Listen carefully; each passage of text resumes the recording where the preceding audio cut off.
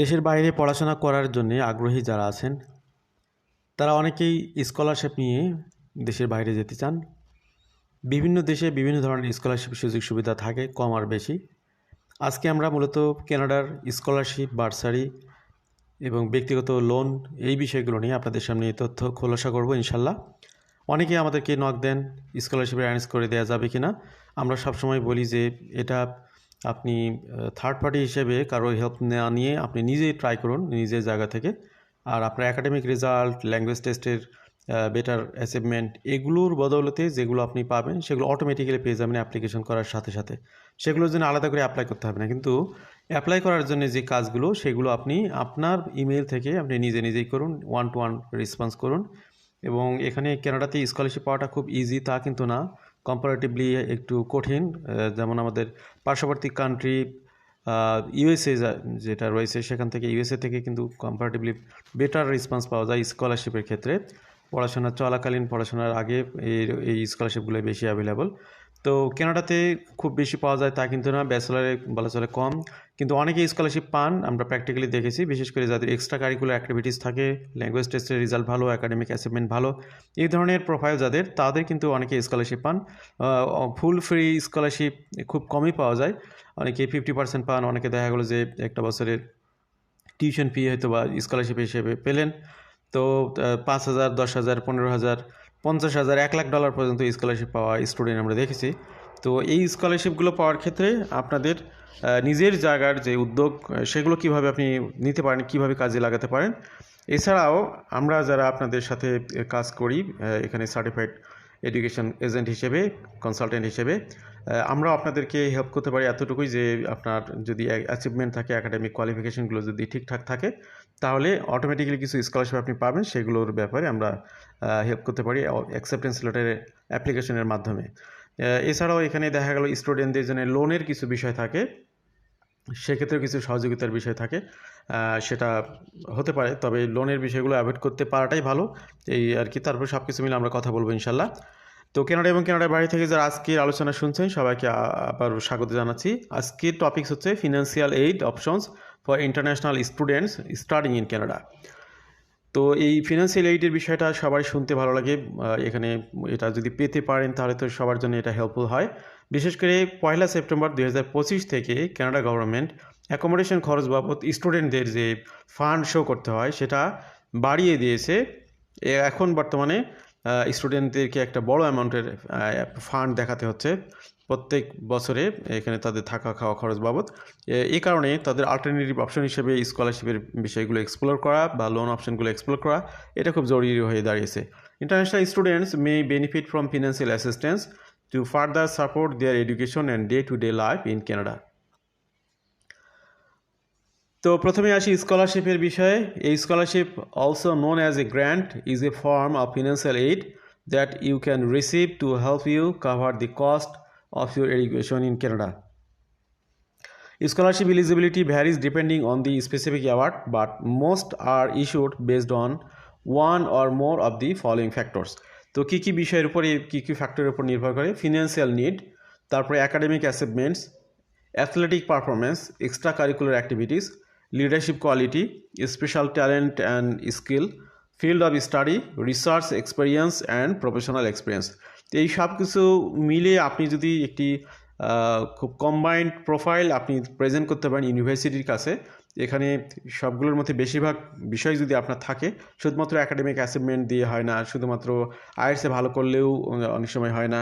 তো এখানে একটা মিক্স আপ লাগে, আপনার আইএলটিএসের রেজাল্ট ভালো, একাডেমিক অ্যাচিভমেন্ট ভালো, সেই সাথে আপনি এক্সট্রা কারিকুলার অ্যাক্টিভিটিসেও আপনার যে বেস্ট সার্টিফিকেশন আছে, লিডারশিপ কোয়ালিটি আছে, স্কিল রয়েছে অনেক কিছু আপনার। তারপরে কোন ফিল্ডে যাচ্ছেন, কেউ যদি এখন দেখা গেলো যে ইংলিশে স্কলারশিপ চান, ইংলিশে পড়তে যাবেন, ইংরেজিতে পড়তে যাবেন, আসলে সেটা হবে না। ইজার ফিল্ড অফ স্টাডিটা ম্যাটার করে। রিসার্চ এক্সপিরিয়েন্স বা প্রফেশনাল এক্সপিরিয়েন্স আপনার যেটা আছে, অনেকে মিডিল ইস্টে যেতে চান, এই বিষয়গুলো কম্বিনেশন করে একটা গুড প্রোফাইল যদি আপনি প্রেজেন্ট করতে পারেন, তখন এগুলো আপিল রাখে বা পসিবিলিটি রাখে সেখানে স্কলারশিপটি গ্রান্ট হওয়ার।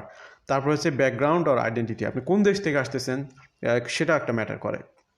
While some are awarded automatically, others require you to submit an application to be considered. তো এখানে যেগুলো অটোমেটিক্যালি পাওয়া যায় সেগুলো যেমন আমরা অ্যাপ্লিকেশন পোর্টাল থেকে আপনাদেরকে যে অ্যাপ্লিকেশনগুলো হেল্প করি সেগুলো অটোমেটিক্যালি আপনারা পেয়ে যান। কিন্তু অনেক স্কলারশিপ আছে যেগুলোর জন্য আলাদা করে অ্যাপ্লিকেশন করতে হবে। সেগুলোর ক্ষেত্রে আমরা বলি আপনি কোনো থার্ড পার্টির উপর ভরসা না করে নিজেই আপনি ট্রাই করবেন। If an application is required, you will generally need to include documents such as transcripts, letter of recommendation or reference letter, resume or CV. Often a main part of your application will be an essay. তো এইভাবে এই ডকুমেন্টগুলো বা এই আনুষঙ্গিক বিষয়গুলো সহ আপনাকে অ্যাপ্লাইগুলো করতে হবে। Be sure to read any terms and conditions carefully if provided. Some award require you to maintain a minimum GPA, stay in specific program, participate in certain activities. তো কানাডাতে অনেক প্রতিষ্ঠান আছে যেগুলোতে আপনি পড়তে আসলে হয়তো ইনিশিয়ালি খুব বেশি পাচ্ছে না, কিন্তু আপনি যদি একটা গুড রেজাল্ট মেনটেন করেন তাহলে আপনার টিউশন ফি থেকে আপনি অটোমেটিক্যালি একটা ছাড় পাবেন। সেক্ষেত্রে আপনার কন্টিনিউয়াসলি রেজাল্টটা ভালো করে যেতে হবে। এগুলো বাংলাদেশেও আছে, ইন্ডিয়াতেও আছে, তো কানাডাতেও আছে, সেটাই জাস্ট আপনাদেরকে বলা হলো। Among other resource you can use EduCanada search tool.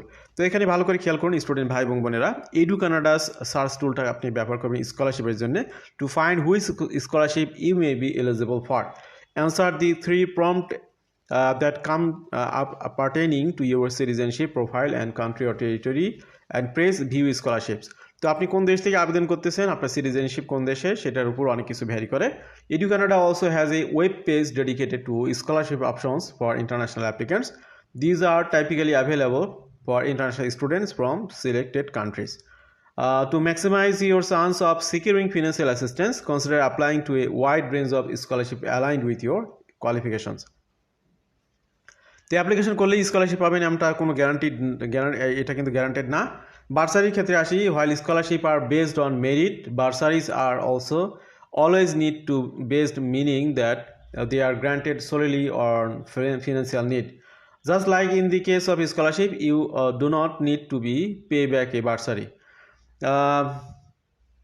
Canadian universities and colleges may offer you a bursary if you meet certain requirements, while in other cases you may be required to apply for them. তো usually বেশ কিছু প্রতিষ্ঠান রয়েছে যেগুলো থেকে বার্সারিগুলো অটোমেটিকগুলো পাবেন, entrance award পাবেন। এগুলো আমরা অ্যাপ্লিকেশন করার ক্ষেত্রে অনেকেই দেখছি অফার লেটারের সাথে আমাদের স্টুডেন্টরা পেয়ে যান 10,000, 9,000, 5,000, এগুলো অনেক ম্যাক্সিমাম ক্ষেত্রেই পাওয়া যায়। এগুলোর জন্য খুব আলাদা করে অ্যাপ্লাই করতে হবে তা না, আপনি যদি অ্যাকসেপ্টেন্স লেটার পান তাহলে সেখানে অটোমেটিক্যালি সেই সুযোগগুলো দিয়ে দেওয়া হয়। আর যদি অ্যাকসেপ্টেন্স লেটারে এলিজিবল না হন তাহলে তো আসলে কিছু করার নেই। A financial needs assessment is typically required to establish eligibility for financial assistance. This process may include submitting income information for both applicant and their parents. You can begin your search by reaching out to the financial aid office of your chosen university or college and seeing if you qualify for a bursary. এবার আপনাদেরকে একটা core guideline দেই। আপনাকে প্রথমে select করতে হবে কোন ইউনিভার্সিটিতে আপনি পড়তে যাবেন, সেই ইউনিভার্সিটির কোন ডিপার্টমেন্টে পড়বেন সেটা যদি সিলেক্ট করতে পারেন, এরপর তাদের যে ডিপার্টমেন্ট রয়েছে বার্সারির জন্য বা ফিনান্সিয়াল এইডের জন্য সেই ডিপার্টমেন্টের সাথে কথা বলবেন।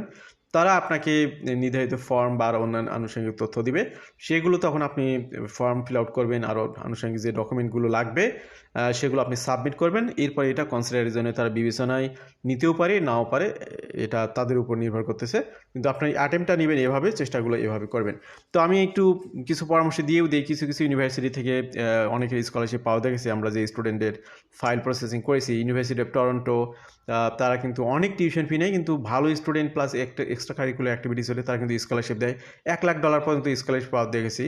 এরপরে ইউনিভার্সিটি অফ ম্যানিটোবা, তারাও কিন্তু স্কলারশিপ দেয়। আমরা দেখেছি যে পুরো 1 বছরের টিউশন ফি তারা স্কলারশিপ হিসেবে মকুব করেছে বা দিয়েছে। তো এরকম অনেক এক্সাম্পল আছে। আবার এন্ট্রেন্স অ্যাওয়ার্ড যেমন পাওয়া যায়, আপনি মুখস্থ যেমন ইউনিভার্সিটি নায়াগ্রা ফলসে আপনার অটোমেটিক্যালি স্কলারশিপ পাওয়া যায়। তারপর ইয়র্কভিলে ইউনিভার্সিটিতে অটোমেটিক্যালি কিছু স্কলারশিপ বার্সারি পাওয়া যায়। তারপরে আপনার অ্যালগোমাতেও পাওয়া যায়। অনেক ইউনিভার্সিটি আছে যেগুলোতে অটোমেটিক্যালি পাওয়া যায়, সেগুলোর জন্য আলাদা করে অ্যাপ্লাই করতে হয় না, জাস্ট অ্যাকসেপ্টেন্স লেটারটা পেলে সেখানে অটোমেটিক্যালি আপনারা এগুলোতে কোয়ালিফাই করবেন।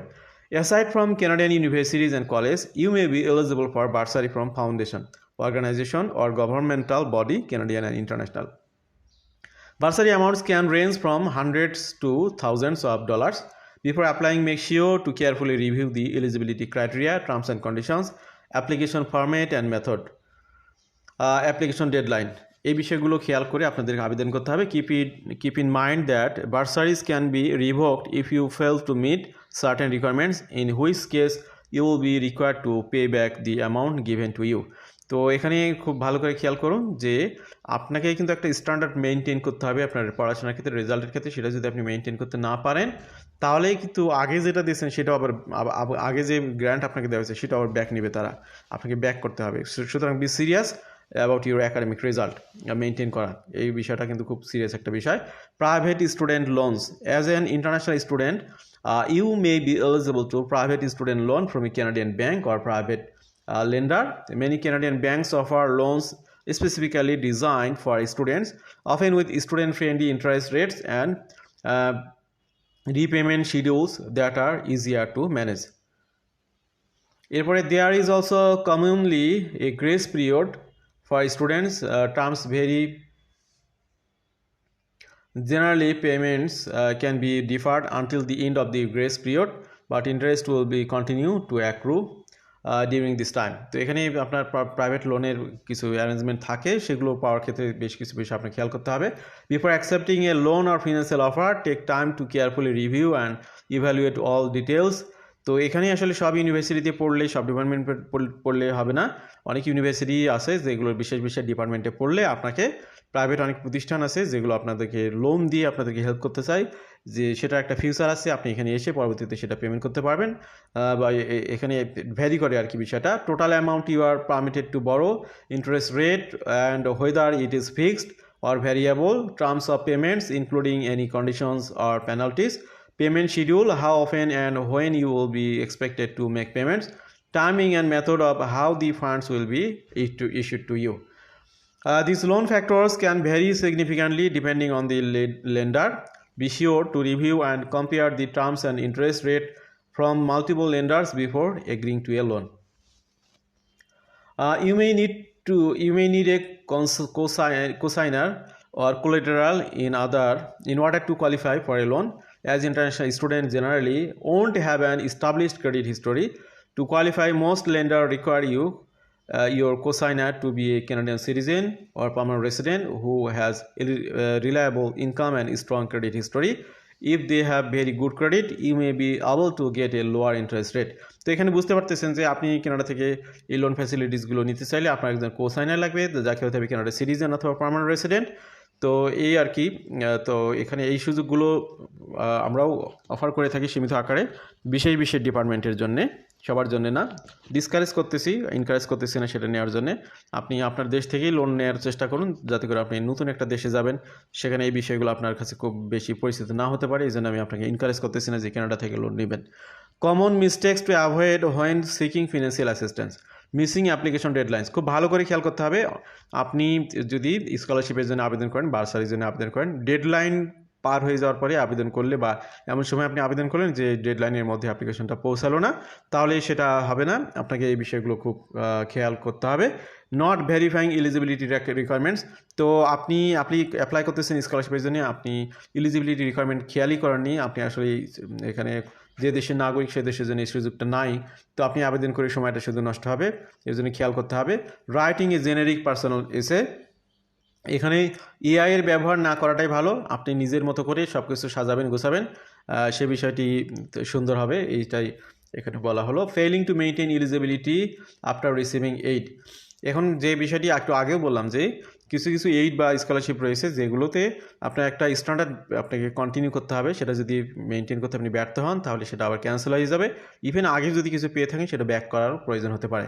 Ignoring instructions for formatting and file types, some applicants require specific file types, naming conventions or page limit, এই বিষয়গুলো খেয়াল করতে হবে, এগুলো আপনারা জানেন বা বোঝেন। মিসিং আর সাবমিটিং ইনকমপ্লিট ডকুমেন্টস, তো দেখা গেলো ডকুমেন্ট চাইলেও একটা দিচ্ছেন একটা, অথবা ডকুমেন্ট ঠিকমতো দেন নাই, চেকলিস্ট অনুযায়ী আপনি ঠিকমতো ডকুমেন্ট প্রোভাইড করেননি, এর ফলে এগুলোর কারণে অটোমেটিক্যালি রিজেক্ট হয়ে যাবে। Filing to compare different loan offers, if seeking one, student may accept the first loan they are offered without comparing it to other options, simply because they are relieved to be approved. Even a small difference in interest rates, fees or repayment terms can significantly increase the total amount to be repaid over time. Before agreeing to a loan, it's best to weigh your options. Overlooking smaller or lesser known award. তো অনেক সময় আমরা বড় বড় ফিগারের দিকে তাকিয়ে ছোট ছোট লোনগুলো নিতে চাই না, এই ক্ষেত্রে আমাদের কেয়ারফুল হওয়া উচিত। ছোট ছোট অফারগুলোই অ্যাকসেপ্ট হওয়ার পসিবিলিটি বেশি থাকে। যেমন আপনি 2000, 4000, 5000 এগুলো আপনার পাইলে ছোট হলেও এগুলো অ্যাপ্লাই করবেন। $2000 তো একটা ভ্যালু আছে, আপনার এয়ার টিকিটের টাকাটা তো উঠে আসবে। তো এই আর কি আন্ডারস্ট্যান্ডিং কম্পিটিশন। তো এখানে যেগুলো ভালো মানের স্কলারশিপ সেগুলোতে কিন্তু কম্পিটিশন গ্লোবালি অনেক বেশি, সারা ওয়ার্ল্ড থেকে অ্যাপ্লিকেশন করবে কোয়ালিফাইড স্টুডেন্টরা, সুতরাং এখানে ভালো করে সাকসেসফুল হওয়াটা অনেক টাফ, এই বিষয়টা মাথায় রাখতে হবে। Failing to maintain required immigration status.